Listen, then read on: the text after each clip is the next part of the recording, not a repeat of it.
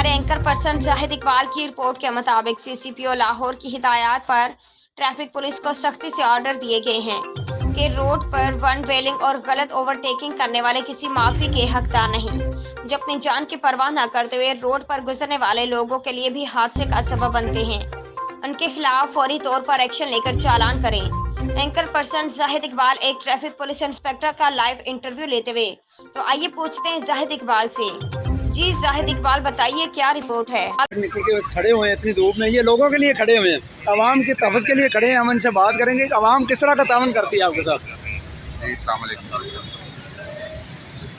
जी sir, हमने इस यहाँ पे नाका लगाया हुआ है। यहाँ से लोग वन वे बहुत ज़्यादा आते हैं, तो यहाँ पे हमने नाका लगा के जो वन वे आता है उसके खिलाफ कार्रवाई कर रहे हैं और ये 2000 का चालान है। हमने इसके सिलसिले में मुहिम भी चलाई है। हमारे अफसरान बाला ने भी बार बार सोशल मीडिया पे आके बताया कि वन वे पे 2000 का जुर्माना है, लिहाजा प्लीज़ वन वे जानलेवा है और हर मुमकिन कोशिश यही है हमारी कि आप वन वे की वायलेशन ना करें। इसकी रोकथाम के लिए ही हम इधर खड़े हुए हैं।